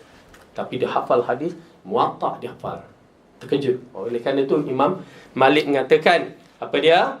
Imam Malik mengatakan kepada Imam Syafi'i, aku melihat Allah telah meletakkan cahaya ke dalam hatimu, maka jangan kamu padamkan dengan kegelapan maksiat. Maka satu hari berlaku, waktu dia menuntut ilmu dengan Waqi', ya, dia mengadu, ya. Tuan-tuan dan puan-puan, mungkin kita tak berhadapan dengan hafazan, menghafal Quran. Siapa nak merasakan kemanisan cahaya hati kita dan kemanisan Al-Quran itu, cuba hafal Quran. Ya, cuba hafal Quran. Mana mampulah. Dan cuba jaga. Dan kalau nak try, cuba buat maksiat sekali kan. Maksiat tu maksudnya kita anggap benda tu dosa kecil kan. Sebenarnya di sisi Allah besar. Tu pasal, maaf lah, saya cerita kisah saya ni. Saya menghafal Quran. Saya budak, maaf lah, saya bukan budak ngaji pondok sejak dia kecil. Kita sama aja. Saya aliran sains SPM. Ya. Cuma saya tukar bidang disebabkan mak saya kata, Fadil pergi belajar agama, tebuskan dosa mak. Alhamdulillah saya pun semangat. Saya juga minat belajar agama. Itu yang saya pergi, Alhamdulillah. Menurut pusing pondok di Malaysia ni. Sampai satu tahap baru saya pergi ke Pakistan. Okey, di sanalah. Itu pun bermula lebih kurang umur saya 19 sampai 26 27 ya, belajar sampai habis BA saya dalam Arabic. Lepas tu balik kerja di Saudi dan kerja penterjemah buku. Lepas tu kerja di Saudi. Lepas tu mengajar sekolah tahfiz. Waktu tu hafaz 10 juzuk je. Waktu buat permulaan tu kan. Sampai satu tahap macam mana aku mengajar budak hafiz tapi aku tak hafiz. Dia datang macam tu kan. Alhamdulillah Allah bagi kelapangan. Ya, waktu tu dah berkeluarga, umur 30 tahun saya pergi balik Pakistan untuk buat hafiz. Ya, dan juga buat master dalam pengajian Islam. Alhamdulillah. Okey. Buat dua tu. Ya, buat master dengan buat hafazan. Bayangkan saya buat hafazan usia 30 tahun. Syekh berapa umur anda? Ha? Allah muda lagi boleh hafal Quran kan. Ya. 30 tahun. Saya bawa budak kecil itu umur 10 tahun untuk menghafal Quran. Ya. Dia 2 tahun, 3 tahun habis. Umur 13 dah settle. Saya pertama kita ada keluarga kan, nak menghafal masalah keluarga lah, apalah kan. Hampir 4 tahun lebih lah, 5 tahun juga. Nak cerita dalam siri hafazan ni, ya. Betapa cantiknya. Maaflah. Cerita aib sikit saya. Tiap-tiap hari saya menghafal. Okey, untuk maklumat menghafal Quran, biasanya kalau macam kita ni mungkin 2-3 baris satu hari. Tak jadi masalah. Itu permulaan. Ya, macam kami mula 4 baris. Lepas tu setengah muka. Kan, setengah muka. Sampai kalau kebiasaannya 5 juzuk, macam tu 6 juzuk. Orang yang menghafal ni dia macam hang tau. Dia hang. Komputer hang. Allah. Ketuk macam mana pun dia tak boleh. Dia hang kejap. Hang tu bukan apa? Hang tu untuk berehat sikit. Rupanya Allah tengah menyusun kan. Menyusun kita punya hafazan ni. Ataupun menyusun otak kita ni. Maha suci Allah. Seminggu bagi rehat. Tu pasal siapa yang ada anak-anak yang menghafal, cucu-cucu menghafal, bila sampai tahap tu bagi semangat pada dia, bagi relax dulu. Jangan kutuk-kutuk kamu ni bila Quran je. Tak, bagi rehat dulu. Dia biasanya 4-5 juzuk tu dia jadi macam tu. Ya, baru ni ada seorang hamba Allah bawa anak dia, saya kata tak apa, bagi rehat dulu. Tiba-tiba lepas sahaja 1 minggu tu, subhanallah, Quran masuk macam air. Satu muka surat tu hafal, tak ada apa-apa. Boleh sampai 1,5, 2, tak jadi masalah. Nampak tak? Dia jadi macam tu, masuk macam air. Oh, waktu tu sonok. Ya, berarti bila dah masuk macam air, hafalan kita jaga pun macam air juga. Nak jadi satu cerita. Tu dia. Bayangkan, tiap-tiap hari satu muka surat tu tak jadi masalah. Kita bagi. Ustaz satu, lepas tu ulangan 2 sejuzuk, 2 juzuk, tak jadi masalah. Nak jadi cerita. Nak menceritakan ilmu ini cahaya, Quran ini cahaya, hati kita ni adalah cahaya. Bawalah anak tu pergi sekolah tadika, jalan-jalan. Lepas tu ternampaklah orang letak iklan baru. Okey, iklan baru. Tak ingat apa iklan yang diletak tu. Tapi yang biasalah bila iklan tu gambar perempuan. Gambar perempuan kalau orang Malaysia tak kisah sangat. Ini gambar Bollywood punya orang kan. Macam Kajol, Rani Mukhriji kan. Bila kita tengok, okey, tengok ya. Saya nak ceritakan ni betapa cahayanya Al-Quran ni. Malam tadi saya dah hafal satu muka surat untuk bertemu dengan ustaz untuk esok. Lalu bawa anak tengok, terdetik comel. Kata, comel pula kan. Syaitan kacau. Subhanallah. Habis hantar anak pergi ke universiti tu untuk buat Quran. Baca-baca, masuk pukul 8 waktu tu. 8.30 mesti habis bacaan hafazan baru. Satu muka surat tu.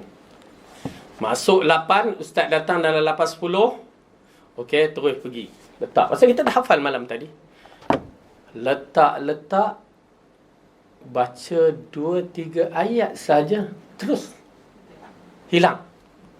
Apa hal ni kan? Saya baca, hilang. Ustaz kita tengok balik. Tengok, baca. Okay. Baca. Tak boleh baca. Subhanallah. Saya mula cek. Saya kalau masalah tak boleh hafal, tak banyak kepada makan. Pada waktu tu banyak pada makan. Kalau makan kenyang memang tak boleh hafal lah. Nak mengajar pun malas. Okay. Ni, kenapa ni? Makan tak kenyang. Lepas tu fikir balik, tak nampak lagi. Lepas tu, nanti Ustaz bagi saya tempoh sikit. Okay, bagi 5 minit. Bagi baca. Pergi ke tengah, pukul 8.30. Tak boleh. La ilaha illallah. Dah rasa risau kan. Tak apa, dia tambah. Dia kata, baca sampai pukul 9. 8.30 sampai pukul 10 itu adalah ulangan semalam dan ulangan yang lama-lama. Tak apa, saya baca sampai pukul 9 tak boleh juga. Dah berubah kan. Dah Ustaz kata okey, tak apa, mungkin kamu ada masalah apa. Okey. Baca yang semalam punya. Buka yang semalam punya. Yang semalam punya pun tak boleh. Satu muka surat pun tak boleh. Baca sampai pula rehat. Lepas rehat tu dia baca yang lepas-lepas dah kira cair. Memang baca laju. Buka tak boleh juga. Dapat satu muka surat, lepas tu dah tersangkut. Lepas tu mula fikir, tentang mana, apa salah aku ni. Dia datang lah. Duduk menung kejap. Ya Ustaz minta maaf, duduk kejap. Menung. Baru teringat. Kes tu je. Baru teringat, la ilaha illallah. Kan? Mula astagfirullah. Tahu tak? Bila Quran tu datang balik? Setelah seminggu datang balik. 1 minggu. Bayangkan tak ada bacaan baru. Tak boleh. Bacaan tak datang. Istighfar, ikhlas kepada Allah. Betul-betul 1 minggu datang. Oleh kerana itu Imam Syafi'i bertemu dengan Tok Guru dia Waqi'. Syakautu ila Waqi' su'il hibzi. Satu hari Imam Syafi'i dalam kes yang macam itu juga. Ya, dia tersilap. Ada perbahasan sedikit sebab dia ternampak perempuan juga. Kata, ni fitnah. Lalu dia mengatakan, aku mengadu pada guruku Waqi' tentang hafazan aku tak baik. Lalu Waqi' kata apa? Sesungguhnya dalam kisah tu, sesungguhnya ilmu ini adalah cahaya. Dan cahaya tidak akan diberi kepada orang yang buat maksiat. Imam Syafi'i kembali. Dan Alhamdulillah bila saya kembali balik, ya subhanallah, Allah bagi balik Al-Quran. Dan akhirnya hafalah 30 juzuk. Ya, itu dia. Ni dia. Kalau kita agak-agak, memang di sana masih lagi kontrol. Di Malaysia ni agak-agak lah kan. Mana nak hafal. Nak tengok berita lagi. Tengok berita orang perempuan lagi. Kan? Naik motor, naik kereta. Depan tu yang bawa minah pula tu. Orang perempuan juga terganggu. Jadi hafalan tu pasal kita menghafal di Malaysia agak kurang sikit lah kekuatan. Ya, melainkan yang mereka yang jaga betul-betul. Macam anak-anak bila balik tengok TV dah habis dah terganggu. Ya, subhanallah. Jadi ini di antara perkara yang menarik bagi saya, ya, supaya hati kita tu sebenarnya ada cahaya. Selama cahaya itu tetap lemah dan kabur, maka kegelapan maksiat semakin kuat hingga menjadikan hati seperti malam yang kelam. Banyak orang yang telah celaka terjatuh di dalamnya kerana ia tidak bisa melihat, seperti orang yang buta keluar malam di hari jalan yang penuh dengan kerosakan dan bahaya. Ingatlah betapa tingginya nilai keselamatan, alangkah banyak kerosakan. Kegelapan itu semakin pekat sehingga merambat pada anggota-anggota badan dan hati menjadi gelap gulita. Hal ini disebabkan kekuatan maksiat dan pertumbuhannya. Jika kematian itu tampak di alam barzakh, maka kuburan diselimuti kegelapan seperti mana yang disabdakan oleh Rasulullah SAW. Okey, ini diceritakan kesan daripada maksiat ini. Ya, menjadi buta mata, hati kita jadi hitam. Na'udzubillah, sampai cahaya kebenaran kita tak nampak. Lalu dibagikan misal, dahlah dunia ni satu bab, di akhirat satu bab, gelap dia.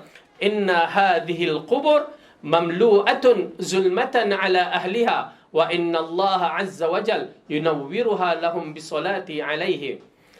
Sesungguhnya kubur ini memenuhi penghuninya dengan kegelapan, dan Allah hanya akan memberi cahaya dan penerangan dengan doaku ke atas mereka. Tuan-tuan dan perempuan, kubur, okey, dunia dah kita berhadapan dengan alam yang gelap, dengan kegelapan hati kita.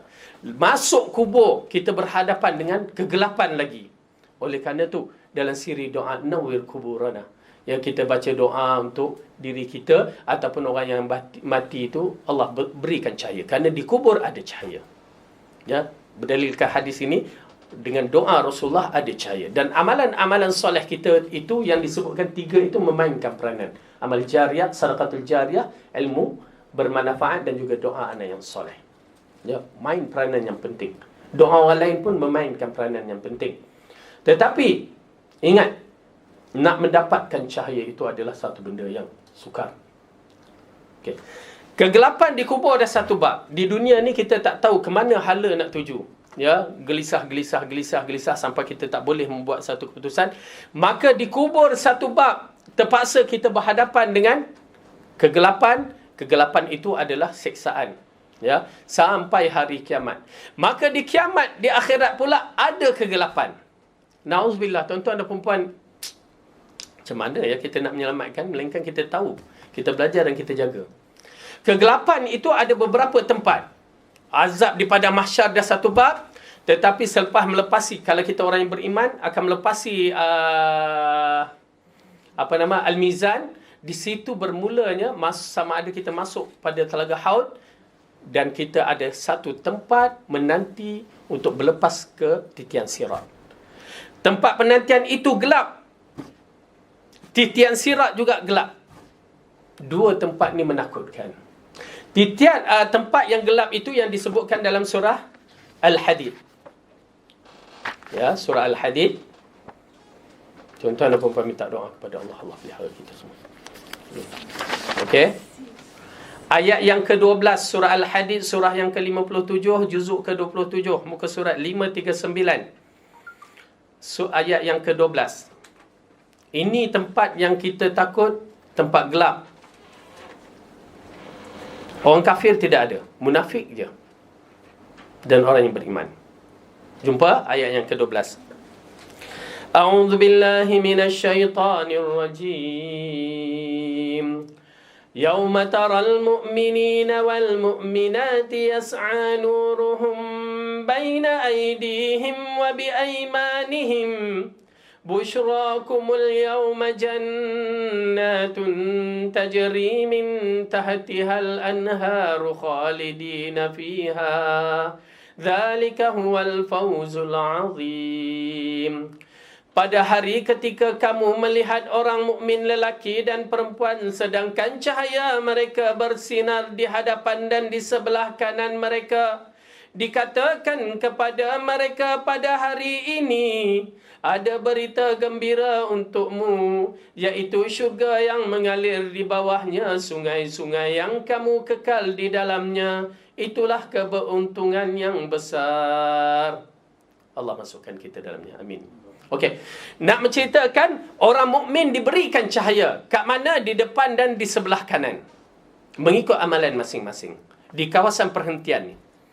Lalu dikatakan di sana ada syurga. Itu pasal orang-orang yang dah di kategori orang mukmin, dia akan pergi walaupun merangkak nak masuk syurga. Pasal mereka ini adalah ahli syurga dah. Dah confirm ahli syurga. Cuma dosa-dosa itu yang menyebabkan mereka masuk neraka. Lepas tu dinaikkan, masuk neraka sampai bersih baru sampai ke syurga. Okey?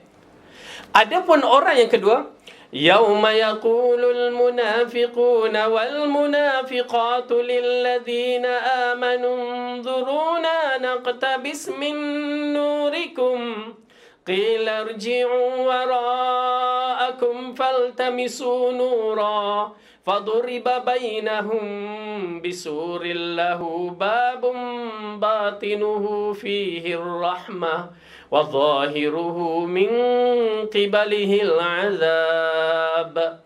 Pada hari ketika orang-orang munafik lelaki dan perempuan berkata kepada orang-orang yang beriman, tunggulah kami supaya kami dapat mengambil sebahagian dari cahayamu. Dikatakan kepada mereka, kembalilah kamu ke belakang dan carilah sendiri cahaya untukmu. Lalu diadakan di antara mereka dinding yang mempunyai pintu. Di sebelah dalamnya ada rahmah dan di sebelah luar dari situ ada seksa, ada azab. Orang munafik tidak ada cahaya. Ya, subhanallah. Allah minta lindung Allah daripada kita jadi golongan munafik. Ya. Okey, ini gambaran bahawa dua golongan ini akan berada di situ. Orang beriman dan orang munafik yang mengaku beriman. Tetapi orang beriman ada cahaya dan orang munafik tak ada cahaya. Nauzubillah min zalik. Dan mereka akan bergerak menuju titian sirat.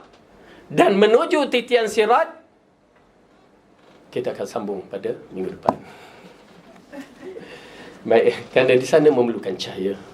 Okey, ada apa soalan? Ustaz, Ingatkan saya. Ya, nak. yang cahaya tadi Ustaz cakap surah Al-Hadid, Ayuh. untuk orang mukmin, cahaya di depan dan di Sebelah kanan. sebelah kanan. Ha. Sama ke dengan doa yang dalam surah At-Tahrim? Ayuh, sama. Ya. Surah Tahrim adalah maksudnya di akhirat tu tempat tu generally memang gelap. ya, tempat tu memang gelap. Lalu dia minta doa ayat apa ni dalam surah At-Tahrim tu, ayat tu sama dengan kisah ni. Okey, minta cahaya di depan dan di sebelah kanan. Kecuali di atas titian sirat, itu minggu depan kita ceritakan bagaimana cahaya yang kita perlukan. Di atas titian memerlukan cahaya.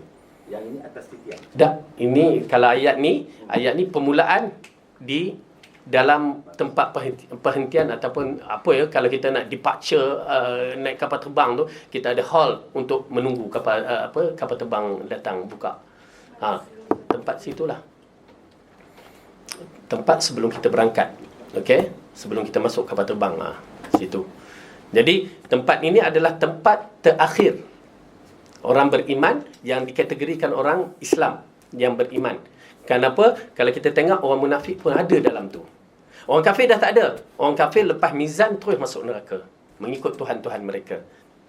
Yang lepas orang yang beriman, yang mengaku Islam.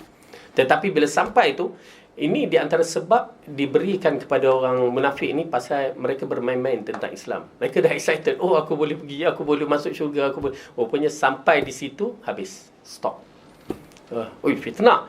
Bayangkan kita di sini tiba-tiba dikatakan orang yang ada di sini boleh masuk ke syurga. Kalau sini, orang sini boleh dapat masuk sel. Itu pun dah separuh setengah kata aku tak boleh masuk, susah hati kan. Itu pun dah separuh mati. Ini dikatakan belah sana boleh masuk syurga, belah sini tak boleh. Kecewa lah kan. Kita dah ada kemuncak terakhir. Yang semua yang diisytihar dapat masuk syurga, maka mereka confirm dapat masuk syurga. Tapi kena lalulah liku-liku lagi. Ada 2 liku selepas ini. Ya, pertama titian sirat dan kedua Al-Qantarah. Itu 2 tempat ni. Lepas tu memang masuk syurga. Dan mudah-mudahan Allah pemudahkan kita semua masuk syurga. Amin ya rabbal alamin. Ya, wallahu a'lam bissawab. Yang baik itu datang daripada Allah. Salah silap dari saya sendiri. Aku qauli hadza wa astaghfirullah li wa lakum. Assalamualaikum warahmatullahi wabarakatuh.